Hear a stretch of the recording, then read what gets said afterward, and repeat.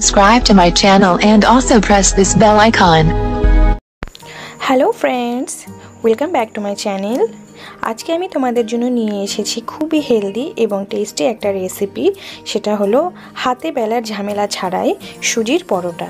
তো চলো ঝটপট দেখে নেওয়া যাক এই পরোটাটা আমি কিভাবে বানিয়ে থাকি। সুজির পরোটা বানানোর জন্য প্রথমেই দেখতে পাচ্ছ আমি এখানে সুজি নিয়ে নিয়েছি। সুজিটা অবশ্যই আমি চেলে নিয়েছি, তোমরাও অবশ্যই চেলে নেবে, কারণ কি সুজিতে অল্প একটু পোকা আসে। তো সুজিটা সেদ্ধ করার জন্য আমি এতে গরম জল বসিয়ে দিয়েছি আর তাতে দিয়ে দিচ্ছি স্বাদ অনুযায়ী লবণ। এবার জলটা ফুটে এলে এতে আমি অ্যাড করব সুজি। একসঙ্গে ঢালবো না, ধীরে ধীরে ঢালবো আর নাড়তে থাকবো, তাতে সুজিটা একদম মন্ড পাকিয়ে যাবে না।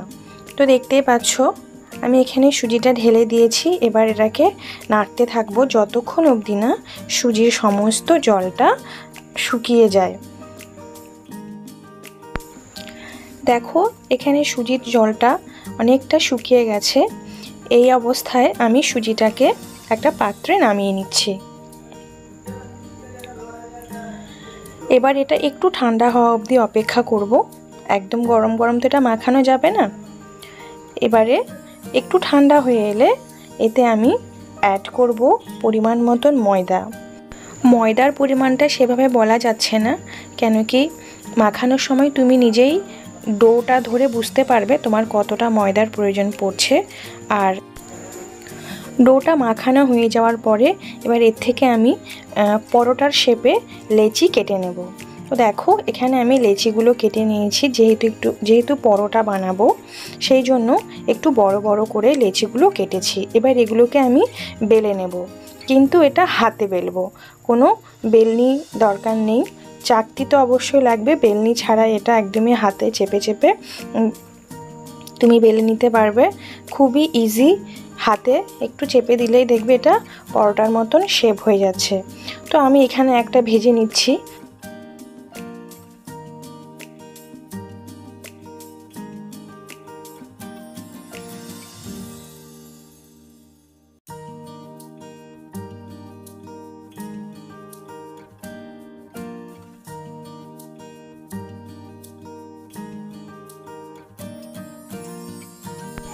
দেখো এখানে আমি কোনো বেলনি ব্যবহার করছি না, ওপর থেকে একটু ময়দা ছিটিয়ে দিয়ে হাতে একটু প্রেস করলে এটা দেখো অটোমেটিক গোল শেপ হয়ে একটা পরোটার শেপ নিয়ে নিচ্ছে। তো এভাবে তোমরা হাতে চেপে চেপে এটা বানিয়ে নিতে পারো। তো আমি আরও একটা তোমাদের সুবিধার জন্য, বোঝার সুবিধার জন্য আরও একটা ভেজে দেখাচ্ছি। এক পিঠ ভাজা হয়ে যাওয়ার পর আমি আরেক পিঠ উল্টে দিয়েছি, দিয়ে এবারে এতে সামান্য একটু সাদা তেল দিয়ে এটাকে সুন্দর করে ভেজে নেব। আর দেখো পরোটাগুলো কি সুন্দর ফুলে ফুলে উঠছে।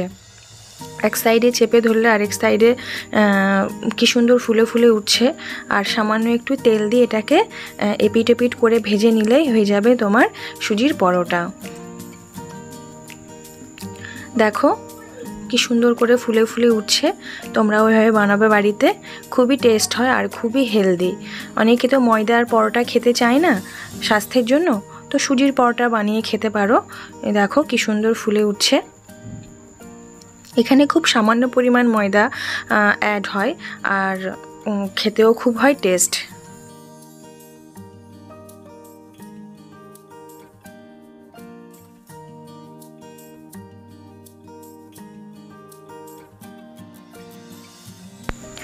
আরও একটা বানিয়ে দেখাচ্ছি।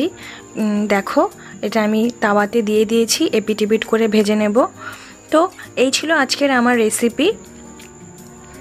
বেলার ঝামেলা ছাড়াই ঝটপট বানিয়ে ফেলো সুজির পরোটা, হেলদি এবং টেস্টি রেসিপি।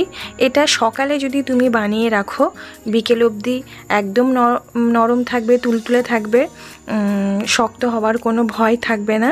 তো দেখতেই পাচ্ছ কি সুন্দর করে এটা ফুলে ফুলে উঠছে চারধারে।